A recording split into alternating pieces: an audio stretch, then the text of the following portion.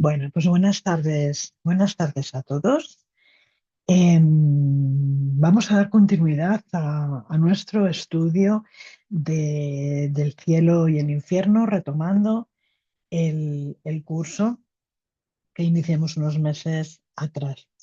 Bueno, si recordáis, en la última clase que ofrecimos en el mes de junio, habíamos entrado ya en el capítulo de los espíritus de condición intermedia. Concretamente, para ser exactos, habíamos estudiado con detenimiento el caso de Joseph Bré. Hoy vamos a iniciar nuestro estudio con la señora Helen Mitchell, eh, un espíritu que trae para nosotros en una comunicación relativamente corta, trae para nosotros o abre para nosotros un montón de reflexiones acerca de la condición en la que se encuentran estos espíritus. Vamos a ver un poquito a qué se refiere Allan Kardec cuando habla de espíritus de condición intermedia. ¿Quiénes serían estos espíritus de condición intermedia? Bueno, haciéndonos esta pregunta, nos hemos ido al manual práctico de las manifestaciones espiritistas, concretamente al capítulo primero, a la escala espiritista. Y allí, dentro de esta escala espiritista, nos habla de la sexta clase, de los espíritus neutros, de aquellos espíritus que no son ni lo bastante buenos para hacer el bien en toda su dimensión, ni lo bastante malos como para hacer el mal. Tienen esa inclinación o se mueven, ¿no? Entre estas polaridades, se inclinan igualmente hacia un lado y hacia el otro. No tienen toda la ciencia, no tienen todo el conocimiento, tienen un grado todavía importante de ignorancia y eso hace que se muevan, ¿no? Entre estos estados. Eh, Estos espíritus, fijaros qué importante, estos espíritus neutros, nos dice Allan Kardec, que no se elevan por encima de la condición vulgar de la humanidad. Es decir, que en definitiva, estos espíritus neutros seremos o seríamos muchos de nosotros, ¿no? Eh, eh, Se mantienen en esa eh, condición absolutamente intermedia, tanto en lo moral como en lo relativo a la inteligencia, y todavía están apegados a las cosas del mundo, a las cosas de la tierra, ¿no? Eh, Echando de menos, añorando, anhelando los goces groseros eh, eh, bueno, con los que convivimos habitualmente, ¿no? En nuestro paso por esta experiencia terrestre. Por lo tanto, dentro de este grupo de espíritus neutros podemos estar absolutamente todos nosotros, ¿no? Precisamente por ese apego todavía material, porque no tenemos toda la ciencia ni todo el conocimiento, ni en lo tocante a la moral, ni en lo tocante a la intelectualidad, y además navegamos siempre, ¿no? Como he dicho, entre estos dos mares. Pues bien, esta es la condición de este espíritu, que es la señora Helen Michel. Vamos entonces a conocer esta comunicación que Allan Kardec recoge aquí en su obra El cielo y el infierno. Y fijaros, ella, una vez evocada, una vez acude a estas reuniones de estudio en las que Allan Kardec está recogiendo todos estos testimonios espirituales, aparece diciendo: no sé dónde estoy, qué turbación me envuelve, me habéis llamado y vine. No comprendo por qué no estoy en mi casa. Lamentan mi ausencia, pero cuando estoy allá no puedo hacer que me reconozcan. Mi cuerpo ya no me pertenece. Con todo lo siento frío y helado. Cuanto más quiero dejarlo, más me siento sujeto a él, vuelvo a él. Soy dos personalidades. ¿Cuándo comprenderé lo que me pasa? Debo ir allá nuevamente. ¿Qué podrá suceder a mi otro yo en mi ausencia? Adiós. En esta primera parte, ¿no? De este testimonio que nos deja la señora Helen Michel, vamos a encontrar ese estado de turbación, ¿no? Ella se siente llamada, siente la llamada que se le hace desde el plano físico a través del pensamiento, esa evocación en la que se la invita a participar de esta conversación, pero no puede entender, está en un estado eh, de turbación, no entiende por qué no está en casa, no puede comprender por qué, sintiendo la añoranza de los seres que la aman y que la echan de menos, no puede hacerse notar, no la escucha, no la ve, no la reconocen. Tiene esa dualidad, ese estado de dualidad, ¿no? Con el cuerpo físico, al que todavía tiene esas sensaciones de los espíritus, ¿no? Que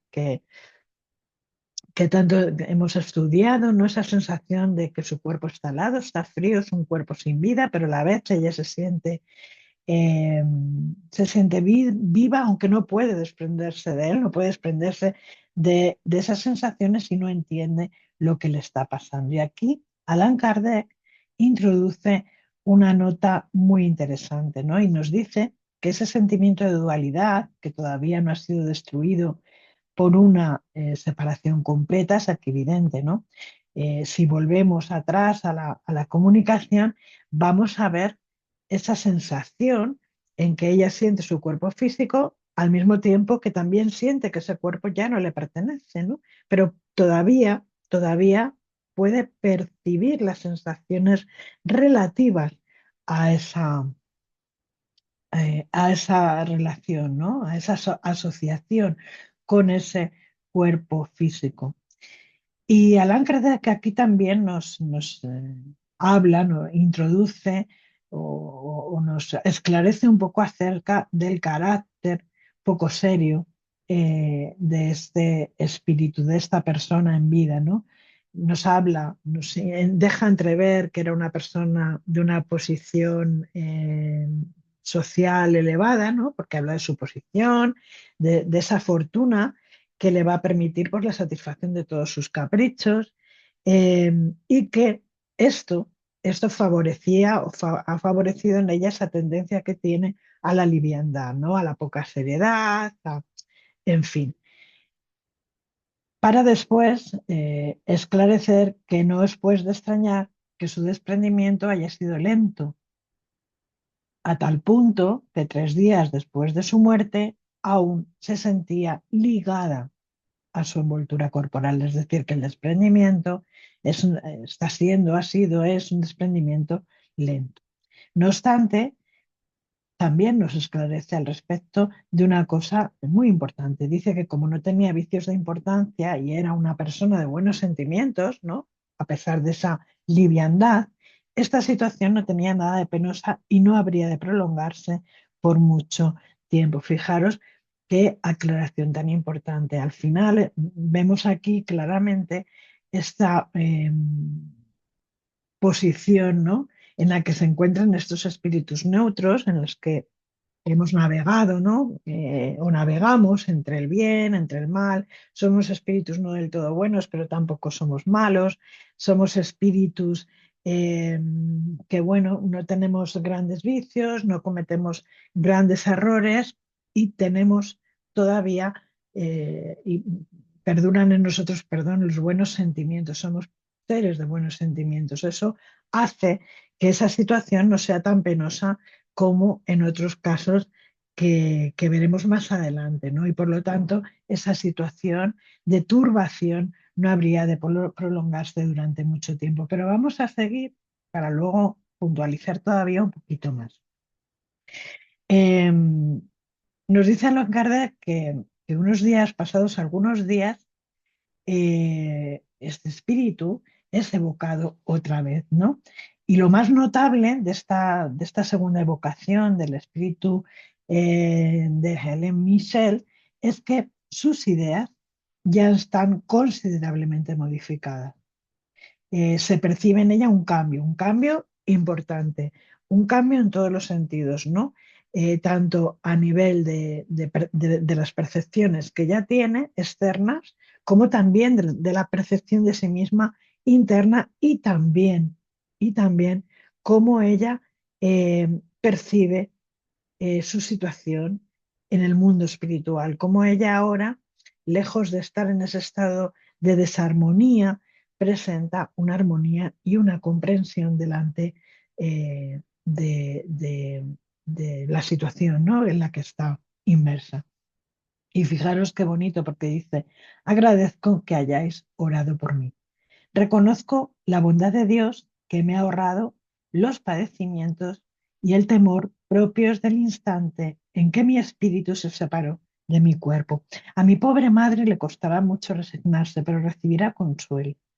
Lo que en su opinión constituye una terrible desgracia era indispensable para que las cosas del cielo llegasen a ser para ella lo que deben ser, todo. Estaré a su lado hasta el fin de su prueba terrestre y la ayudaré a soportarla. No soy desdichada, aunque tengo aún mucho que hacer para acceder a la mansión de los bienaventurados. Rogaré a Dios que me permita regresar a la tierra, pues me propongo recuperar el tiempo que he desperdiciado en esta última existencia. Que la fe os sostenga, amigos míos. Confiad en la eficacia de la oración, en especial cuando brota del corazón. Dios es bueno. Bueno, y más, fijaros el cambio que estos días ha propiciado en este espíritu, que además identifica muy bien por qué se ha procesado ese cambio. Se reconoce a sí misma, ha hecho ya un examen de conciencia, se ha dado cuenta de lo que la bondad de Dios eh, supone, y es capaz ya de proyectarse para un futuro reencarnatorio. Entonces vamos a encontrar eh, que seguidamente a esta manifestación del Mitchell se la somete a estas preguntas. ¿Os ha tomado mucho tiempo reconoceros?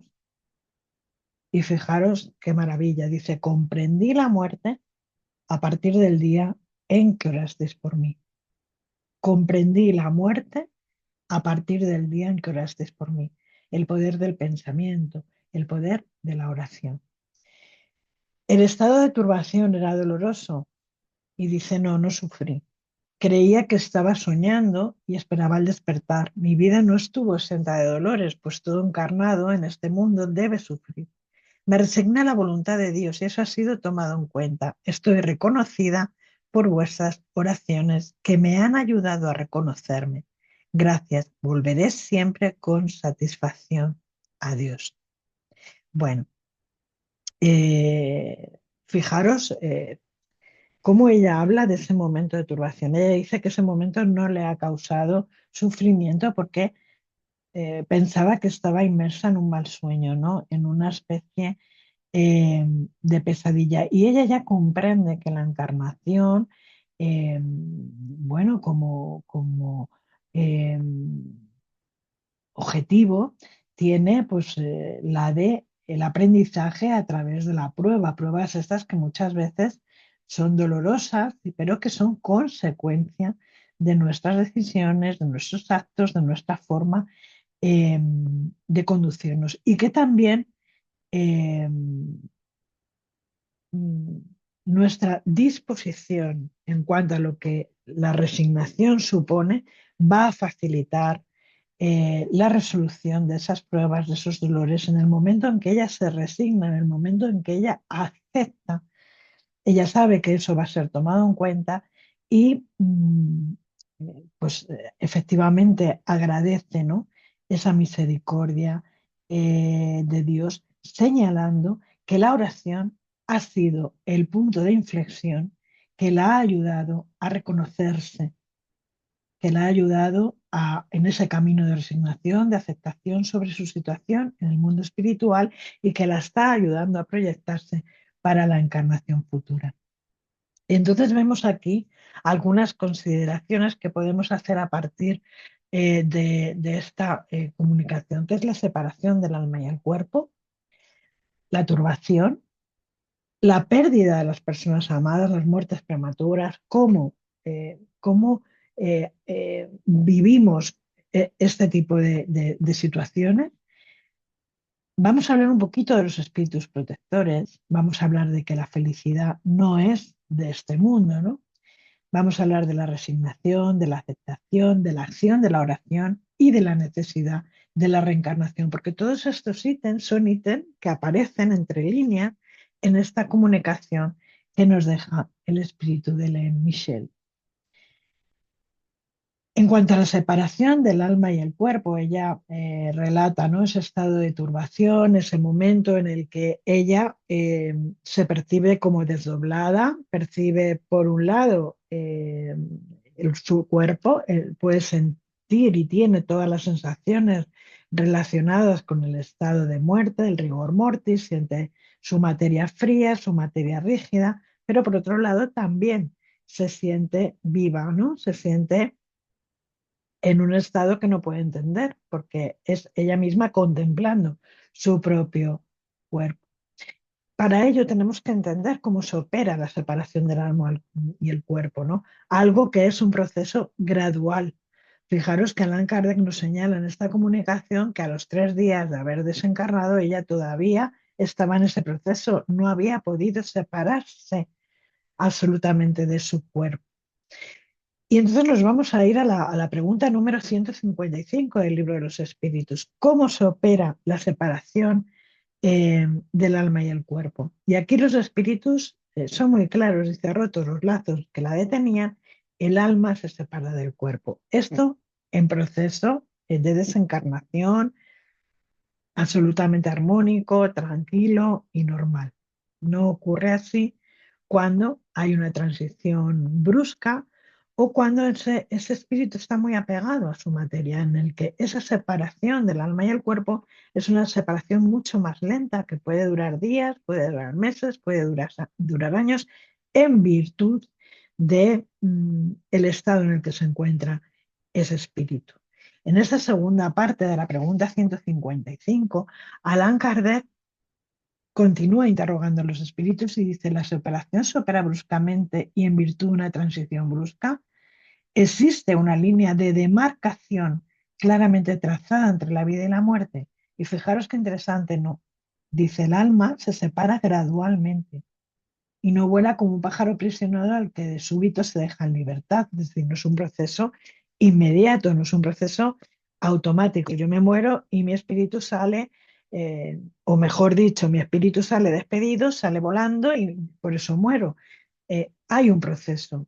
Aún hoy en día la ciencia nos dice que es muy difícil delimitar, demarcar esa línea entre la vida y la muerte, porque es un proceso, no es algo que suceda de pronto, de repente, incluso en las muertes accidentales, incluso en las muertes súbitas, digámoslo así, no es un proceso que se dé de un momento para otro, es un momento que tiene es un momento que tiene un proceso que ha de llevarse adelante, ¿no? Y dicen los espíritus, los dos estados se tocan y se confunden, de modo que el espíritu se va desprendiendo poco a poco de los lazos que se van soltando y no se rompen, ¿no? Esos lazos se van soltando, se van diluyendo, digámoslo así, de una forma un poco más específica, se van diluyendo, pero no se rompen de repente. Incluso, ya digo, delante de una separación, perdón, de una muerte accidental, de una muerte brusca, de una muerte súbita, esto no sucede de esta manera, ¿no? No es algo brusco. Y continúan diciendo los espíritus que la observación prueba que que en el instante de la muerte, perdón, el desprendimiento del perispíritu no es súbitamente completo, sino que se opera gradualmente y con lentitud muy variable según los individuos. Y aquí Allan Kardec especifica en unos, es bastante rápida y puede decirse con pocas horas de diferencia, el momento de la muerte es también el de la emancipación, ¿no? En cambio, en otros, sobre todo en aquellos cuya vida ha sido completamente material y sensual, el desprendimiento es mucho más rápido, es mucho, perdón, menos rápido y dura a veces días, semanas y meses, lo que no implica en el cuerpo el menor signo de vitalidad, ¿no? El cuerpo sigue su proceso natural de descomposición, etcétera, etcétera. Lo que ocurre es que el espíritu permanece ahí pegado y sintiendo en su perispíritu los ecos de aquello que está sucediendo con el cuerpo. Tiene sensaciones todavía corporales. Lo que, como digo, lo que no implica en el cuerpo la menor vitalidad ni la posibilidad de regreso a la vida, es decir, una vez que se produce la muerte, se produce la muerte, no hay posibilidad de regreso, sino una simple afinidad entre el cuerpo y el espíritu, la cual está siempre en proporción a la preponderancia que durante la vida ha dado el espíritu a la materia. Es decir, cuanto más importancia, cuanto más apegados estamos a la materia, al mundo material, a las personas que nos rodean, a los ambientes, esta separación se va a hacer más difícil, más lenta, más pesada para el espíritu, precisamente por eso, por su identificación con la materia. De ahí que sea tan importante, ¿no?, este trabajo que tenemos que hacer entendiendo que la vida verdadera es la vida del espíritu y no la vida del cuerpo. Pero continúa diciendo, en efecto, es racional concebir que cuanto más se ha identificado el espíritu con la materia, tanto más trabajo ha de tener en separarse, mientras que la actividad intelectual y moral y la elevación de pensamientos operan un principio de separación hasta la duración de la vida del cuerpo, de modo que al llegar la muerte es casi instantánea, es decir, se puede demorar apenas unos instantes esa separación, ¿no? En el momento en que nos sentimos más identificados con la vida del alma, eh, más vinculados a la introspección, a la reflexión, al desarrollo intelectual, al desarrollo moral, esa separación es más fácil porque estaremos ya viviendo más, estamos ya viviendo más la vida del espíritu que la vida propiamente dicha corporal. Tal es el resultado de los estudios hechos en todos los individuos observados en el momento de morir. Estas observaciones prueban también que la afinidad que en ciertos individuos persiste entre el alma y el cuerpo es muy penosa a veces, porque el espíritu puede experimentar el horror consiguiente a la descomposición. Este caso es excepcional y peculiar de ciertas clases de vida y de muerte. Se observa, por ejemplo, dice Kardec, en algunos suicidas. ¿Por qué? Porque esta separación es brusca, es instantánea. El perispíritu sigue todavía muy impregnado de ese fluido vital que lo vincula con el cuerpo físico y hace que durante un tiempo más o menos prolongado, porque no podemos generalizar, pues este espíritu sufra viendo su cuerpo descomponerse sin entender, sin tener claridad de mente para comprender qué puede estar pasando. Ocurre en general con espíritus, con personas que durante su vida no se han hecho planteamientos acerca de la vida, acerca de la muerte. La turbación espírita. Bueno, este es otro de los ítems, ¿no? Otra de las reflexiones que nos hace este espíritu, Helen Michel. Y vamos a ir al libro de los espíritus otra vez, a la pregunta 163, en la que Alan Kardec pregunta, ¿el alma al abandonar el cuerpo tiene inmediatamente conciencia de sí mismo? Bueno, hemos visto el estado de confusión en el que Helen se encuentra en esos primeros instantes, en la primera evocación que se le hace, ¿no? El estado de absoluta locura, entre comillas, ¿no? Ella sabe que ha pasado algo, pero no entiende qué ha pasado, se ve en su casa, quiere estar junto a los suyos, pero los suyos no la escuchan, no comprende muy bien el escenario, ¿no?, en el que se está viendo. Y fijaros, la respuesta de los espíritus. Allan Kardec pregunta, ¿tienen inmediatamente conciencia de sí mismas? Y los espíritus le dicen, conciencia inmediata no es la expresión correcta, pues por algún tiempo está turbada. ¿eh?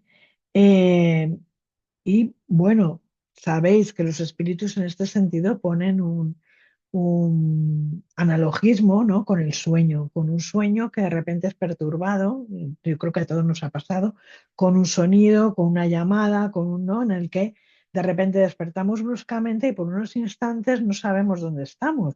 No somos capaces, nuestra mente está en tal estado en ese momento que no nos ubicamos ni en el tiempo ni en el espacio, ¿no? No sabemos si es de día, si es de noche, si es la hora de la siesta, si es de madrugada, ¿no? Tenemos esa sensación. Pues esto podría ser un poquito la situación que nos describen los espíritus en este estado, ¿no? Es un estado en el que necesitamos pararnos un momento, pensar, observar, pensar y repensar, pero que en virtud del grado en el que se encuentren estos espíritus, eso va a ser más o menos inmediato. Hay espíritus que se quedan en ese shock, digámoslo así, perdidos durante días, intentando centrarse, intentando comprender, intentando, y hay espíritus que apenas pasados unos instantes empiezan a darse cuenta de la situación, ¿no? Esto va a depender mucho de nuestra comprensión, de la educación, de la preparación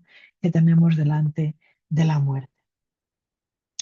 Y pregunta Kardec, ¿todos los espíritus experimentan con la misma intensidad y duración la turbación que sigue a la separación del alma y el cuerpo? Y los espíritus le dicen no, puesto que va a depender de su elevación. El espíritu que ya está en un grado de purificación importante, pues se va a reconocer inmediatamente, va a comprender que ha llegado su momento, que ha ingresado en el mundo espiritual, que ha vuelto a la verdadera patria y, no va a darle más pábulo ni más importancia a todo lo que tiene que ver con lo material, con todo lo que tiene que ver con lo que ha dejado en el plano físico.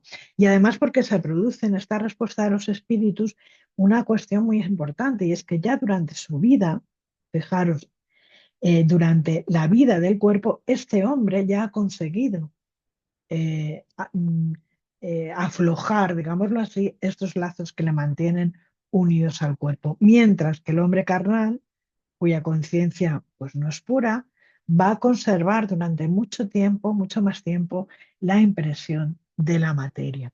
Y esto sucede no solamente porque nos sentamos identificados con el cuerpo, no solamente porque nos sintamos vinculados emocionalmente a las personas con las que vivimos, sino también va a tener mucho que ver con nuestros propios estados de conciencia, es decir, eh, si nos hemos dejado alguna cuestión sin realizar, algún perdón que pedir, alguna situación moral eh, pendiente, porque esto también nos va a mantener vinculados a esa materia. Y luego hay una cosa, un matiz también muy importante.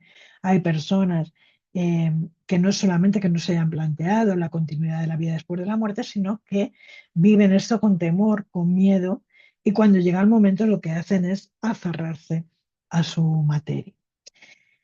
Otra de las consideraciones que nos trae el espíritu Helen Mitchell en estas comunicaciones nos habla de la pérdida de las personas amadas, ¿no? De las muertes prematuras, de cómo la madre eh, le va a costar, nos dice ella, mucho resignarse, pero que va a recibir ese consuelo que además la va a ayudar a plantearse, si recordáis la comunicación o la releéis, a plantearse la vida, la existencia de una manera totalmente diferente. Y aquí yo he querido ir al Evangelio porque en el capítulo 5, en el ítem 12, perdón, 21, se nos dice lo siguiente, humanos, en este aspecto necesitáis elevaros por encima de las pequeñeces de la vida terrenal, a fin de que comprendáis que el bien está muchas veces allí donde vosotros creéis ver el mal, y que la sabia previsión está allí donde creéis que ver la ciega fatalidad del destino, ¿no? ¿Cómo es nuestra relación con la muerte de quienes nos rodean? ¿Cómo muchas veces esa falta de resignación recibida también por nuestros hermanos que están ya al otro lado de la vida con cierto grado de preocupación, porque ellos no dejan de preocuparse por nosotros, ¿no? Y habla también de nuestra incapacidad, en este caso, representada aquí por la madre de este espíritu de Helen Michel, de nuestra incapacidad para aceptar que la muerte puede llegar en cualquier momento, en cualquier situación. Tenemos una tendencia a pensar que lo natural es que los padres muramos siempre antes de los hijos. Tenemos una tendencia natural a pensar eh, que es algo antinatura sobrevivirles, ¿no?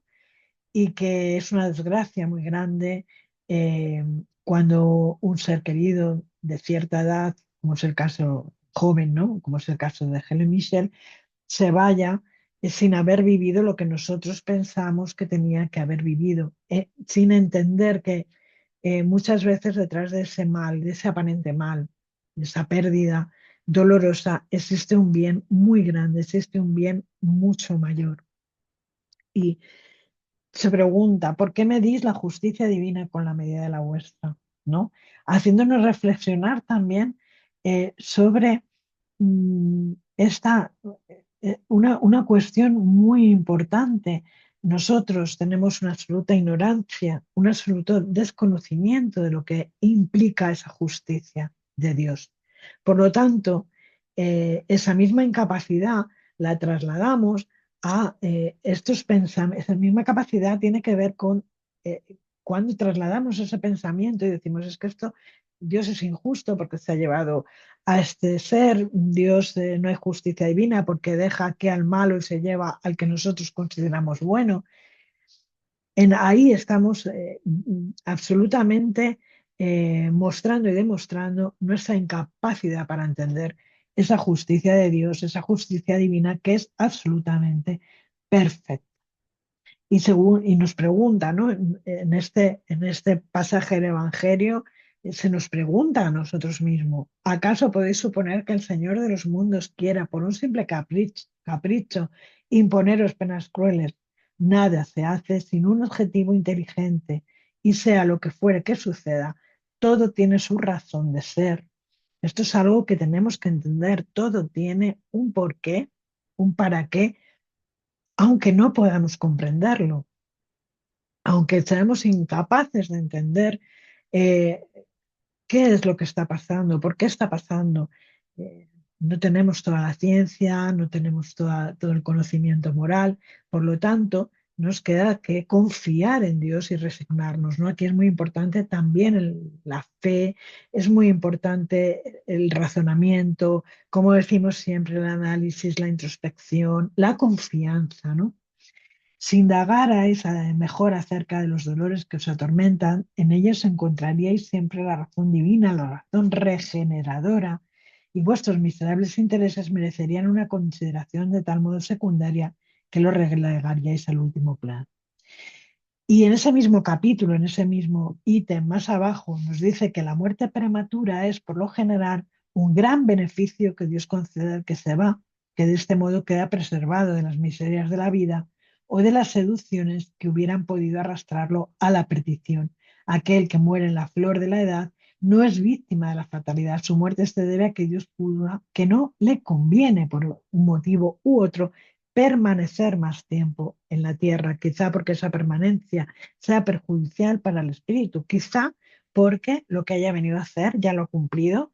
Y si tenemos en cuenta que la verdadera vida es la vida del mundo espiritual, si el verdadero hogar, el mundo primario, el mundo causal es nuestro mundo, es el mundo del que vinimos, entonces estamos volviendo a casa, ¿no? Nuestro dolor debería de verse en ese sentido aminorado, como nos dice Sansón en estas comunicaciones, ¿no?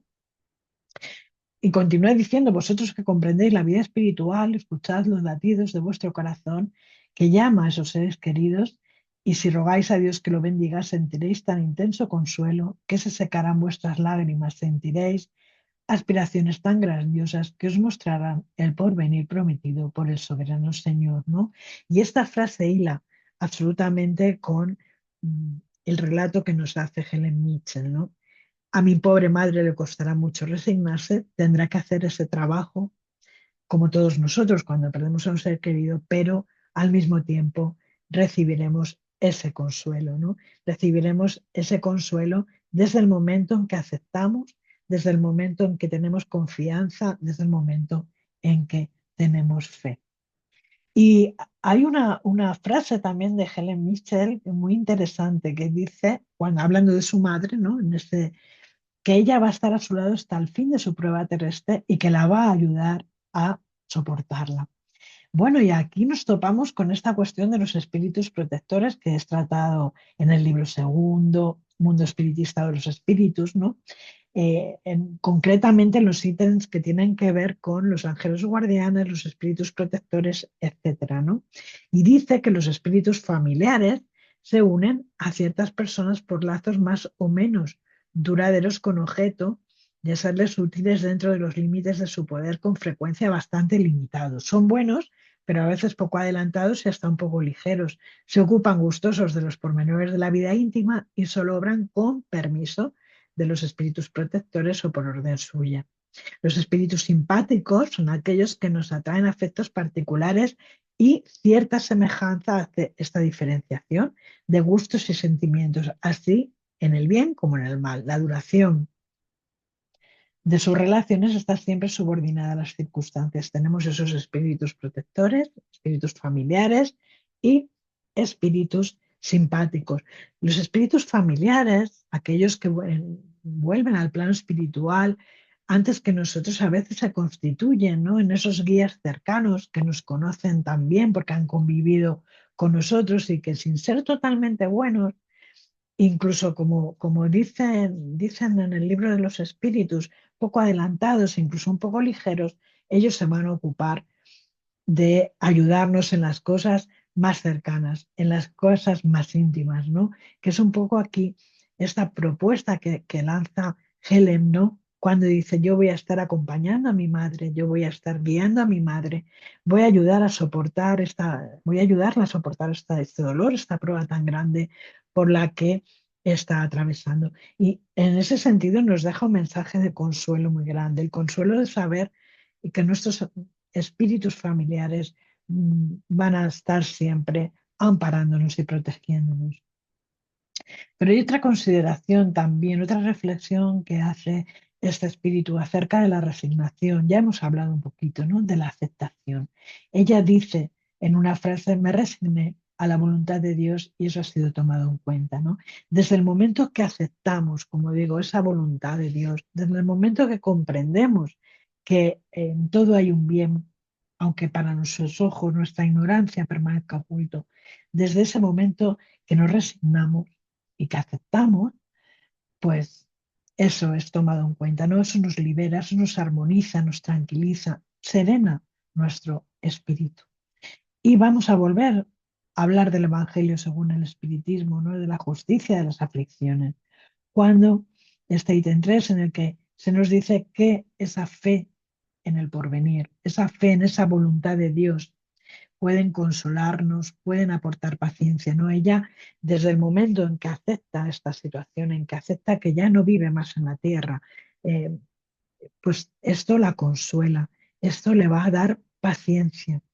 Sin embargo, nos dice también el Evangelio que eso no explica tampoco esas anomalías que en apariencia desmienten la justicia de Dios. No obstante, siempre que se admita esa existencia de Dios, no es posible concebirlo sin la infinitud de sus perfecciones. Dios debe ser todo poder, todo justicia, todo bondad. Yo añado todo amor, porque si no, no sería Dios.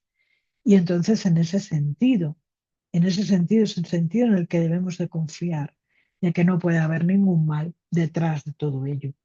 Ahora bien, si Dios es soberanamente justo y bueno, no puede obrar con capricho ni con parcialidad, sino que esas vicisitudes de la vida, todo lo que experimentamos, todo lo que vivimos, todo lo que tiene que ver con la pérdida de nuestros seres queridos, tiene una causa. Y puesto que Dios es justo, esa causa siempre debe ser justa. Y hay una frase de Lázaro, una comunicación que recoge el Evangelio según el Espiritismo también, acerca de la obediencia y de la resignación, que dice que la obediencia es el consentimiento de la razón. Es decir, cuando nosotros hemos razonado, cuando nosotros hemos hecho esa introspección, ese análisis interno y hemos aceptado, obedecemos. Obedecemos porque entendemos que hay una justicia en aquello que nos está sucediendo. Obedecemos porque aceptamos que hay un bien mayor detrás de eso. Y dice Sansón seguidamente que la resignación es el consentimiento del corazón. Yo acepto porque he analizado, porque he hecho esa introspección, porque he hecho una reflexión, un análisis profundo. Obedezco, acepto y me resigno. Y me resigno con amor y me resigno desde el corazón. Ambas, nos dice Sansón, son fuerzas activas porque cargan el fardo de las pruebas que la insensata rebeldía dejó caer. Porque efectivamente cuando estamos en rebeldía no aceptamos, no tenemos espacio para la reflexión, tenemos espacio para la ira, para la furia, en fin, pero no hay espacio para reflexionar, para entender, para abrir nuestro corazón. Por lo tanto, delante de las pruebas de la vida, en este caso de la pérdida de un ser querido, delante de la situación que Helen está viviendo en el mundo espiritual, esa resignación y esa obediencia son fundamentales. Otra reflexión a la que nos invita es la acción de la oración. Ella nos dice que la fe os sostenga, amigos míos, confiad en la eficacia de la oración, en especial cuando brota del corazón. Dios es bueno. Y volvemos al Evangelio, en este caso al capítulo 27, dice, se os dará al ítem 10. Dice que el espiritismo, la doctrina espírita nos hace comprender esa acción que tiene la oración sobre todas las cosas, explicando el modo de transmitir el pensamiento, ya sea que el ser a quien se ruega venga a nuestro llamamiento o que nuestro pensamiento llegue a él. Para formarse una idea de lo que sucede en estas circunstancias es menester representar a todos los seres encarnados y desencarnados sumergidos en el fluido universal que ocupa el espacio, como aquí lo estamos en la atmósfera. Ese fluido va a recibir un impulso de la voluntad. Él es el vehículo del pensamiento, como el aire lo es del sonido, con la diferencia, nos dicen, de que las vibraciones del aire están circunscritas, mientras que las del fluido universal se extienden hasta el infinito. Luego, cuando el pensamiento se dirige hacia un ser cualquiera que está en la Tierra o en el espacio, del encarnado al desencarnado o del desencarnado al encarnado, se va a establecer una corriente fluídica entre los dos, la cual va a transmitir el pensamiento como el aire transmite el sonido. Fijaros cómo se opera ese cambio de una evocación a otra y se opera gracias a la acción de la oración. Nosotros somos capaces de establecer vínculos y canales, no solamente entre nosotros encarnados, que por supuesto, sino también con aquellos que están en el mundo espiritual y viceversa. ¿Cuántas veces, de una manera repentina, de una manera desprevenida, ¿no? Se nos viene al pensamiento una persona que está en el plano espiritual? Bueno, pues podemos decir que es muy probable que en ese momento esta persona, este ser querido, este amigo del alma, esté pensando en nosotros.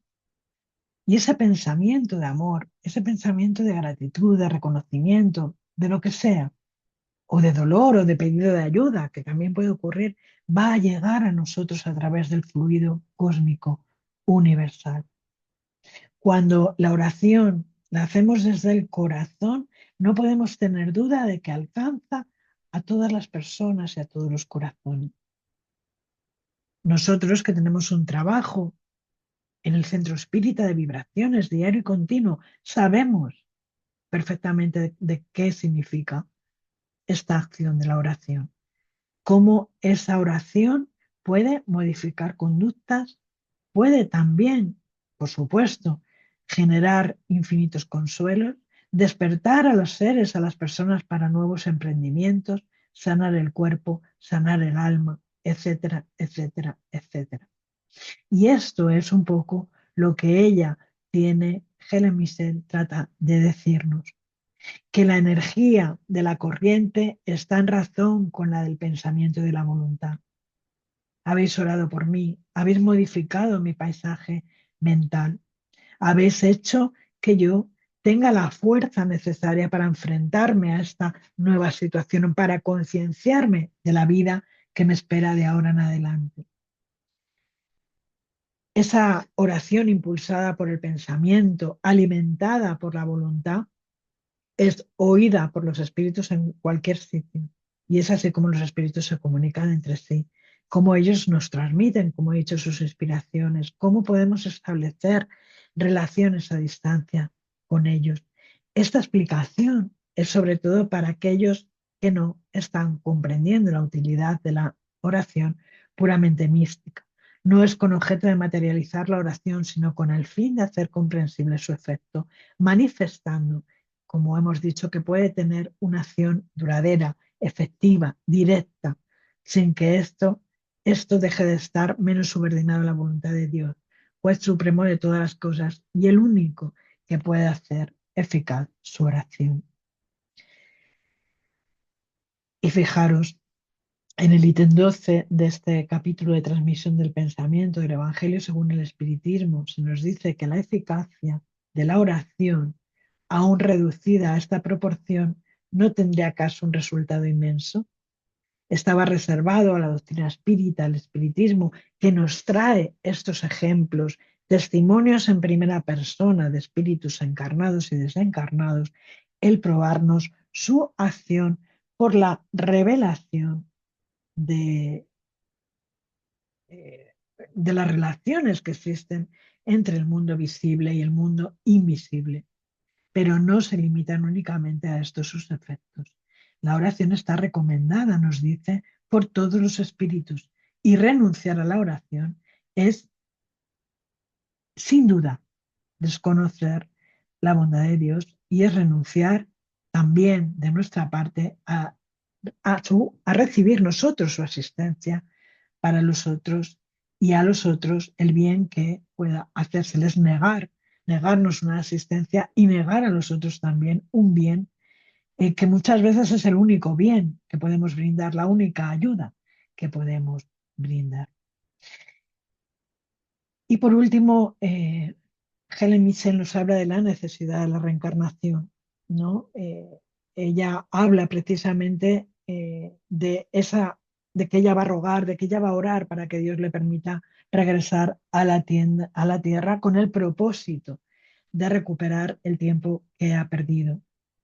Ella presiente, tal y como se nos dice en la pregunta 330 del libro de los Espíritus, eh, esa reencarnación, ¿no? Presiente que llegará el momento, que llegará el tiempo en que tenga que volver a la tierra, que tendrá que tomar un cuerpo de nuevo para poder llevar adelante sus propuestas de regeneración, sus propuestas de progreso, sus necesidades de aprendizaje. Es decir, como explica la segunda parte de esta pregunta 330 del libro de los Espíritus, la reencarnación es una necesidad de la vida espiritista, como la muerte es una necesidad de nuestra vida corporal.